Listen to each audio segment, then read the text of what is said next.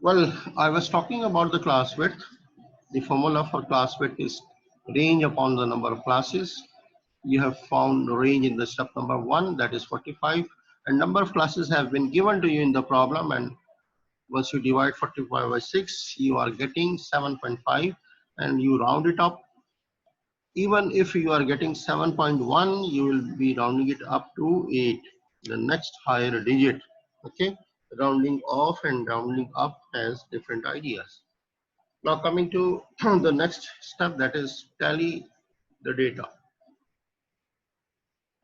See, how am I going to make a frequency distribution from that ungrouped data which is given to you in the problem? My first class, should I write it? What is the lowest value in your data? That is 12, okay? You discussed it. The lowest value is 12. Your class width is 8. So 12 and add 7 in it, just one less than this. So 12 plus 7 is 19. Now you will be thinking that the values, why are we adding 7? Actually, once you will be adding 7, the class width will become 8. You found these values from 12 to 19 because the endpoints are inclusive. So 12 to 19, the values are 8. Yes, count on your fingers.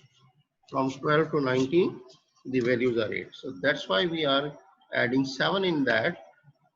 The philosophy behind that is that this point is also included and this point is also included. This is a closed interval. So from 12 to 19, including the endpoints, the width will be 8. So whenever you get a class width here, so if it is say 11, then you add in your lower limit 10. The total values will be 11.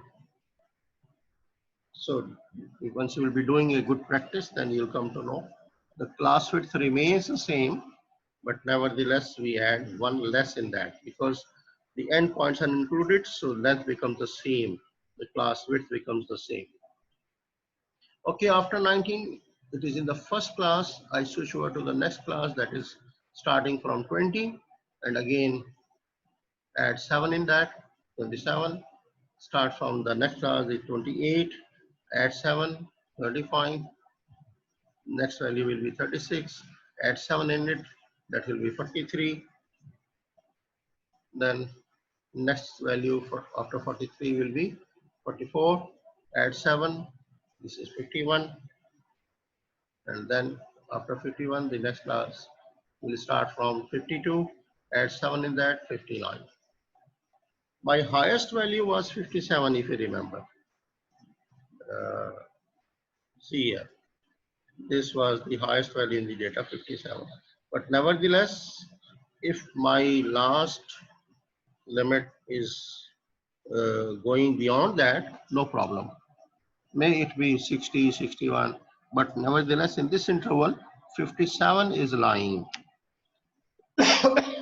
But from your data, every value must be there in your classes. None of the value should be left in your data as much you have made the classes. How many classes we got? If you count, exactly you are getting 6 classes. So this depends upon the class width. If you are finding it accurately, so you'll be getting the exact number of classes. But if your class width is not accurate, then either you will be getting less number of classes or more number of classes, and which will just going to ruin your efforts because the examiner will not be happy if he's asking you to make 6 classes and you are making 7 or 8 classes. What is the fun behind that? So marks will be penalized definitely. Okay, then I'm telling you how to go for the tally marks.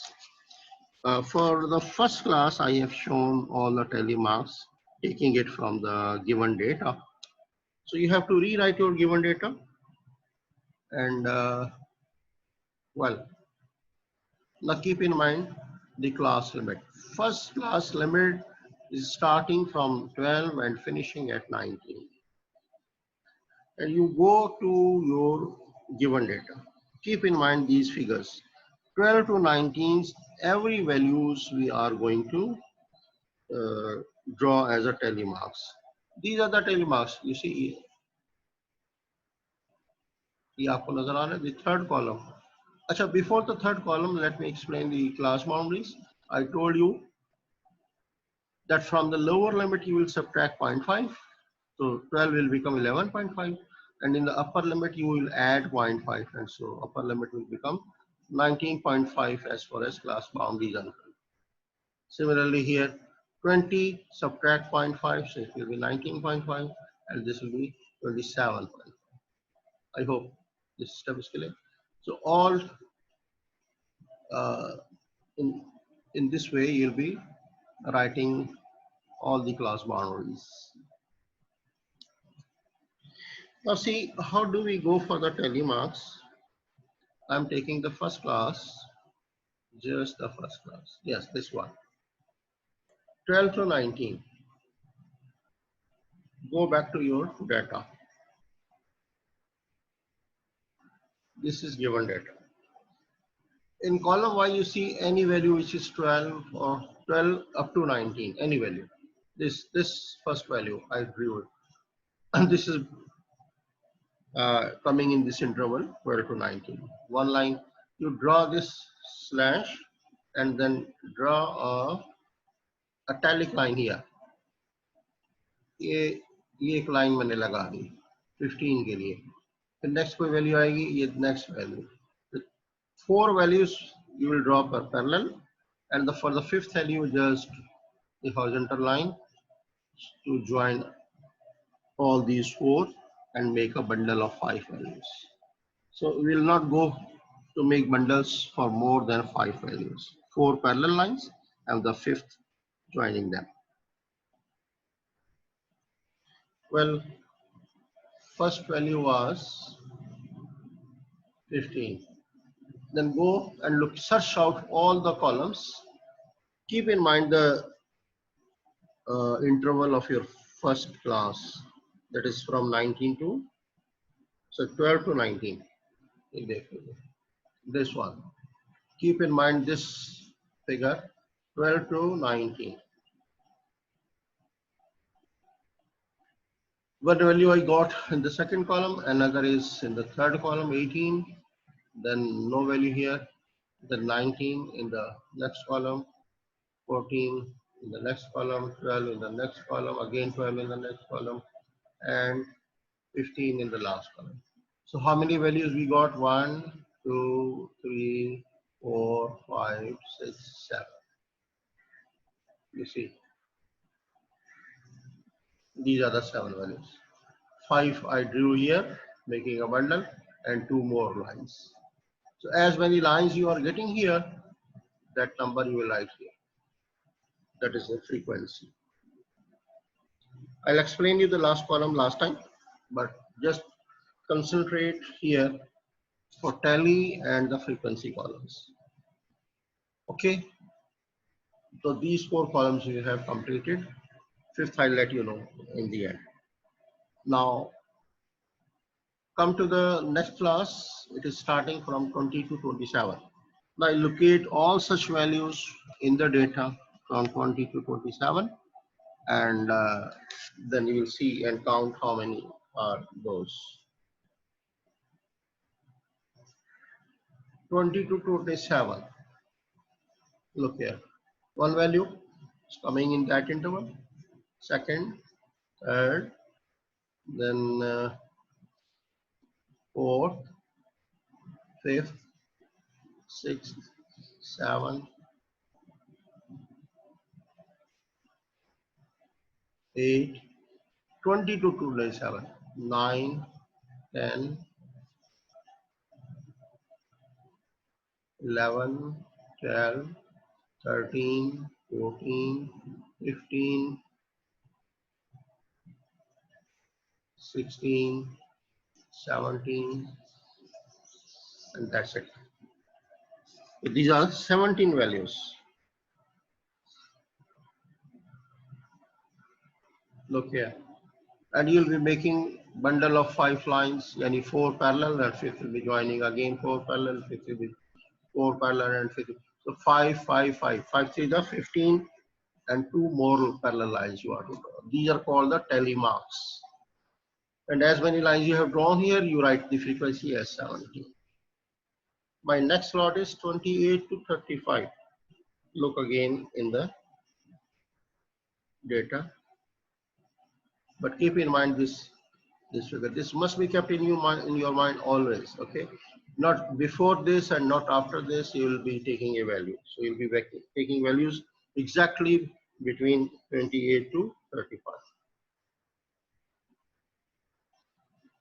Any value in the first column from 28 to 35, I think no.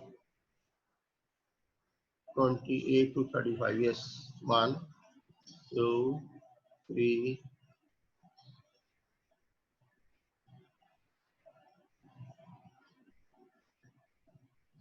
3, then 4, 28 to 35, 4, 5,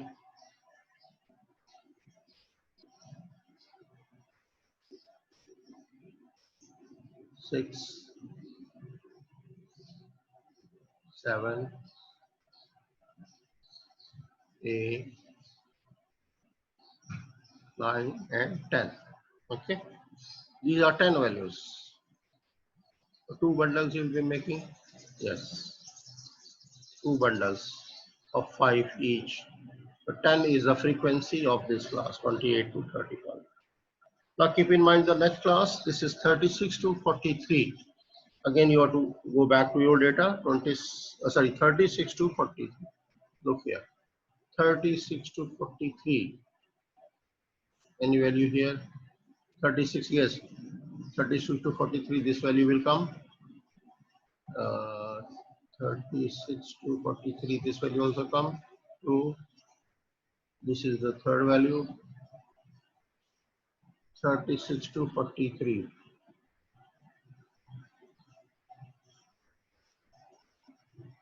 36 to 43. No value here, no value here. 36 to 43. No value here, no value. This is one value. No, no, no. 43 is not. This is after that. This one, 26 to 43. These 3 values. जरा ज़हन में रखिए, मेरे निकल रही है दबा. 28 से 35 तो हो गया. 36 to 43. 36 to 43. One value, second value, third value, 36 to 43. This fourth value, okay? 43 से पहले पहले. So there are 4 values. This I have taken 4 parallel lines. Just write 4 here as a frequency. Then 44 to 51. Again go back. Which is the value? 44 to 51. Not this is 44. Up to 51. No such value. 44 to 51. No other values. Okay. That's it. Only one value. Then from 52 to 59.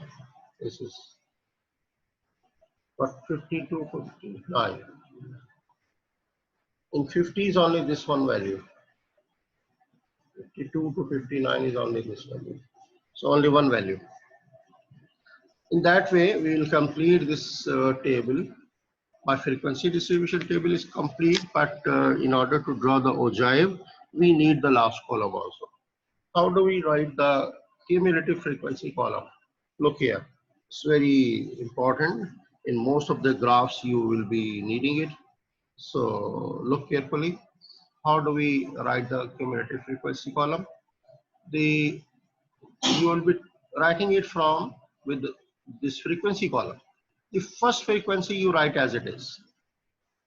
First frequency, write as it is. 7 is here, so write 7. In this 7, you add the next frequency. 17 is the next frequency. Add it in this first value. 17 plus 7 is 24. Okay. So in 24, you add the next frequency. Next frequency is 10. So 10 plus 24 will give you 34. So in this 34, you add the next frequency. Next frequency is 4. 4 plus 34 will be 38. In this 38, you add the next value. Next frequency, this is 1. 1 plus 38, this will be 39.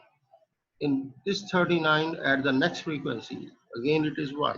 So 39 plus 1 is 40. And this last value should be the same as sigma f. Sigma f means once you sum up all this column of frequency, this is coming to be 40. And I told you that these should be the number of values in the data. So as many values are there in the data, your sigma f should also come the same value, and the last value in the column, cumulative frequency column, should be also the same. So this should be 440, this is 40, and these are actually the number of data values. After completing this table, which is mandatory for the graphs, these 5 columns, first is the class limit, another the class boundary, then tally marks, then frequency, and then cumulative frequency. These are the 5 columns.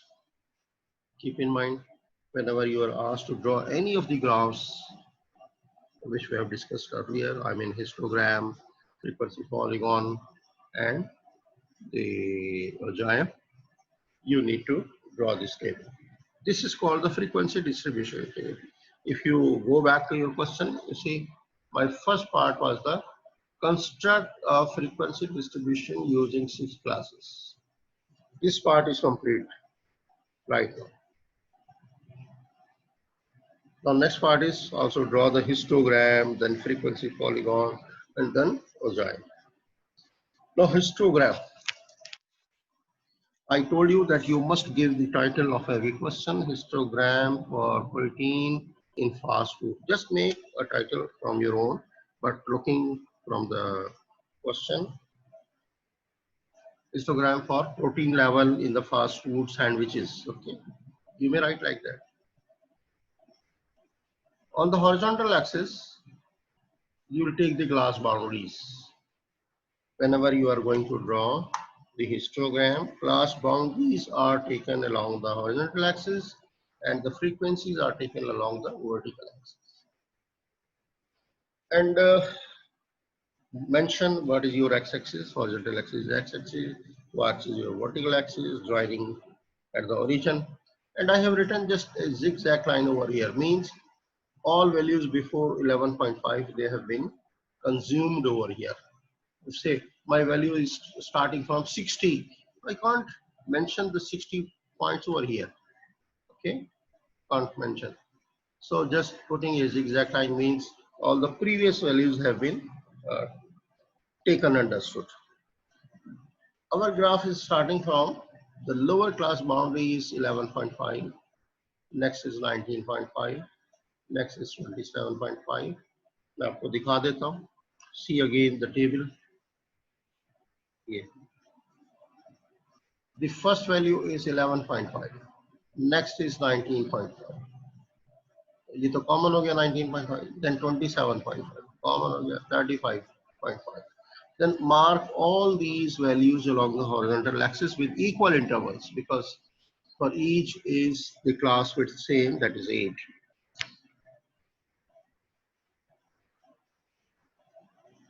So after mentioning these class boundaries here, you must mention what you have taken here. Only these numbers will not speak themselves. You have to write that these are the class boundaries which are taken along the horizontal axis, and you are taking frequency along the vertical axis. This is your y axis.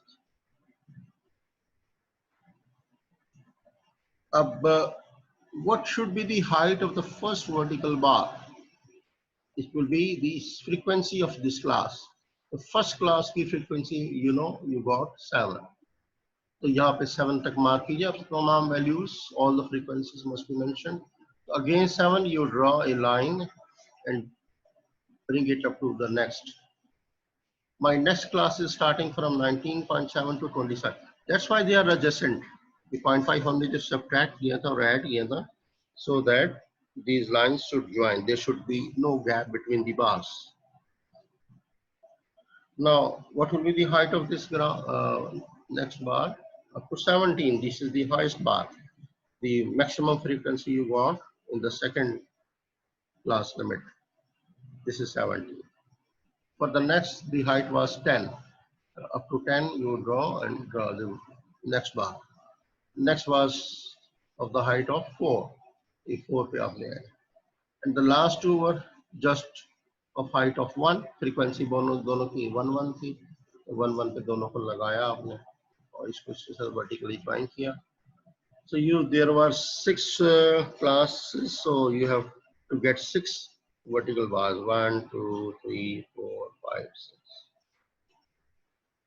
I hope this was a very simple, easy graph. It's known as histogram. तो अब थोड़ा सा उसने कहा था shape बताइए. What is the shape? मैंने यहाँ लिखा नहीं है, but I'm just explaining you verbally. जरा और से देखें. The graph is suddenly rising. यहाँ फौरन 1 के बाद बिल्कुल ये पीक पे चला गया. और फिर right tail is coming gradually थोड़ा थोड़ा सा वो right पे आहिस्ता आहिस्ता नीचे आ रहा है, right? So such graphs, they are known as positively skewed curve where the right tail is longer than the left tail. So you write down somewhere, gentlemen, on your notes that the shape of the graph is like a positively skewed curve because the right tail is longer than the left tail. So most of the values are lying in the initial classes and less values are lying on the last classes. My next graph is the frequency polygon. For frequency polygon, we need the midpoints of each class. Midpoints will be taken along the x-axis and the frequencies along the y-axis. Now here we are not going to take the class boundaries along the x-axis. So keep in mind, for different graphs, we are having different values versus the other values. Okay. Frequency, nevertheless, we are again taking along the vertical axis, but on the horizontal axis, you are going to take the midpoints.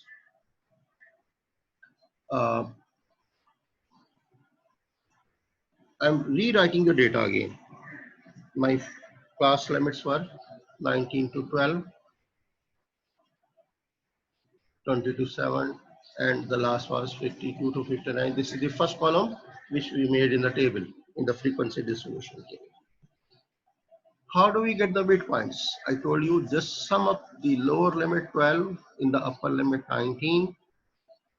After summing up, you'll be getting 31 and you divide 31 by 2.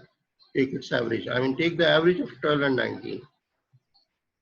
So 31 divided by 2 will be 15.5. Again, add these two. 47 divided by 2, you'll be getting 23.5. Okay. Keep in the same way, keep on finding all the values. Let me tell you the shortcut method to, if you find 1 or 2 values, okay, after that, you see what is the difference between these two. 8. 8 is what? This was your class width, if you remember. So keep in adding 8 in every next value, you'll be getting the midpoint of the next class. In 23.5, add 8. So 23 plus 0.5 plus 8 will be 31.5. Again plus 8 will be 39.5. Again plus 8, 47.5. Add plus 8 in it, 55.5. Now I told you while I was explaining the graph that it's a frequency polygon is a closed figure.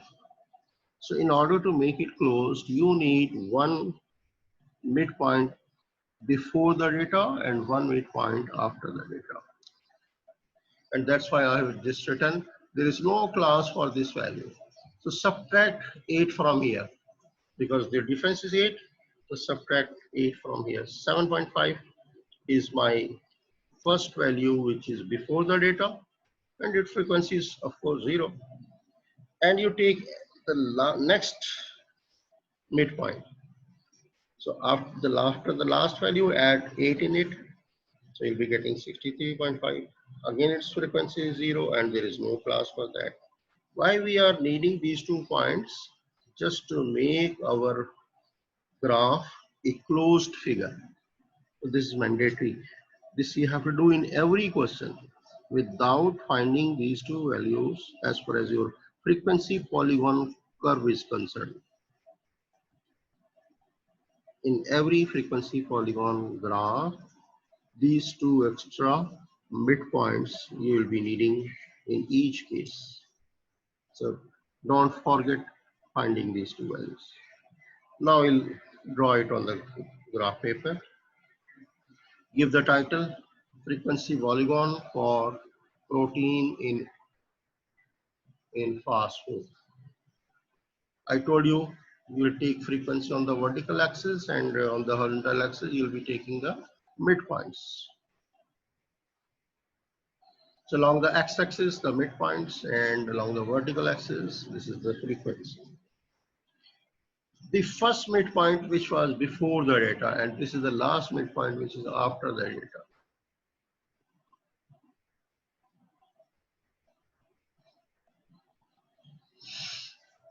So you just round off this point. The small circle you rounding off means you locate this point ताकि आपको बाद में आसानी से नजर आ सके, because you have to locate all these points. Just point is very, I mean, small point is not visible clearly, so you have to encircle it, small encircle, so that we could easily locate where the points are. So my first point is on the x-axis and the last point is also on the x-axis. This should be in every graph, in every such frequency polygon. Okay, my next point is going back to the data. देखिए, at 15.5, this is the midpoint, and what is the frequency? Frequency is 7 for 15. But the next is midpoint is 23.5, its frequency is 17. Look here. At 15.5, the frequency is 7. So against 7, I have drawn this one. So where the 2 lines cross each other, you locate this point. This is your required point. At 23.5, the frequency is 17. So 17 is this point. Come here horizontally and come here vertically. This will be 23.5. So on the graph papers, there will be a thin network of lines, horizontal and parallel lines. So at 23.5, a line will be starting vertically up, and at 17, a line will be there horizontally here. Where these 2 lines cross each other, this is your required point. Okay. Then look at the next point. At the midpoint 31.5, the frequency is 10. At the midpoint 39.5, the frequency is 4. At the midpoint 47.5, the frequency is 1. At 55.5, the frequency is again 1. And this was an extra point which we took where the frequency was 0. After getting all these points, you take a scale and a pencil and join all these points with the straight lines. Okay. So first you start from the extreme left, join 7.5 with this point, you got the straight line. Then this point must be joined with this next point straight with the help of the straight line, with the help of the scale. Again, next point, join these 2, then join these 2 with the scale. then these 2 points with the help of scale, then these 2 points, then the last one on the x-axis. So here you'll not be drawing a freehand sketch. The graph must be drawn with the help of a scale and the pencil. This figure, gentlemen, is known as the frequency polygon, and you see it's a closed figure. You see, it's bounded by the x-axis. It is starting from x-axis, moving up, right and left, and then again coming back to the x-axis. So this is a closed figure. It should not. It must touch x-axis in every case. My next graph is the ogive for protein in fast food. Don't forget writing the title. In ogive, you'll again come back for the class boundaries. In the first graph, we took the class boundaries, and in the third graph, we are taking the class boundaries along the x-axis and zigzag lines, and on the vertical axis. In the previous two cases, we had been taking frequency, but in this case, we are going to take the cumulative frequency. This is what I'm telling you, the difference must be kept in your mind. आपके दिमाग में ये फर्क हर वक्त रहना चाहिए. इस graph के लिए हमें which two values we are to draw versus each other. So here the class boundaries versus cumulative frequency. अब frequency नहीं लेना है, cumulative. So you know the cumulative frequency is taken in a way that all the previous frequencies are added in that. तो जब हर दफा पिछली frequency add हो रही है, तो next frequency जो cumulative में आ रही है, so that is a bigger value than the previous one. So the graph must go up and up, but it should not turn downwards anywhere at any stage. Getting it? Achha. Now I'm going back to the original frequency distribution where we made this last column I told you. Going back to that graph, that table, this is the table. Now we are going to make our ogive by taking the class boundaries along the horizontal axis, and it's the last column cumulative frequency on the vertical axis. Now you note down one thing very important, that the class boundaries in the first class, these are two different values. One is 11.5, another is 19. At 11.5, you take the value 0. Definitely you will take this value. And at 19.5, the value should be taken, cumulative frequency is 7. Now you see, for the next classes, this value is same as this value. So now this is meaningless. These two values you have considered. Here you have taken 0 as the cumulative frequency. Here you have taken 7 as the cumulative frequency. For the next value, 27.5, my cumulative frequency should be 24. For the next 35.5, my cumulative frequency should be 34. That was 24, this is 34. For 43.5, 38, 51.5, 39, 59.5, it should be 40. Now locate these values in the graph.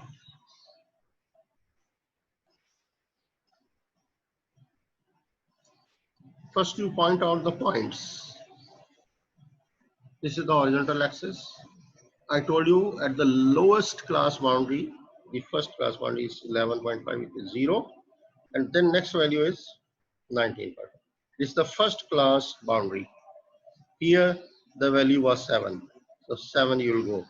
I mean, locate here 7. And this network of thin lines will be there on the graph paper. You will draw all graphs on the graph papers. That will be easy for you. At next highest value is, the value is 24, I told you.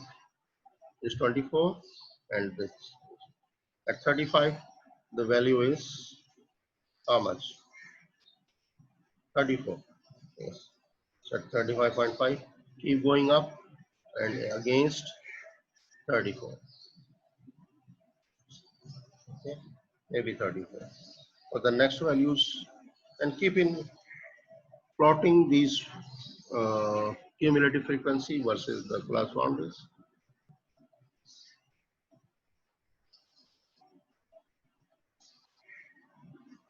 Then you took 34 value, then you took 38 value here, then took the 39th value here for the next point, and then last was 40 for the last one.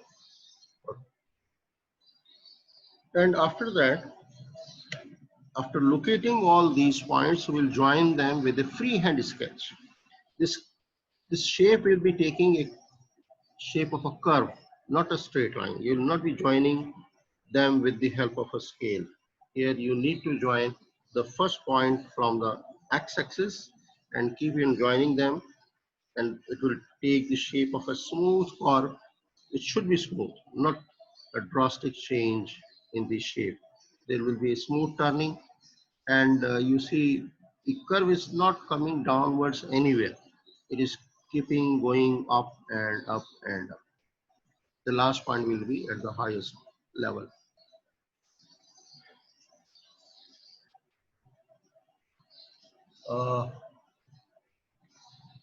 अब इसके बाद मैंने I let you know, मतलब अभी मेरे break होने वाली है, जैसे ये ब्रेक हो जाएगा सेशन तो थोड़ा सा मैं आपको दोबारा रिज्वाइन करेंगे हम, उसमें आपको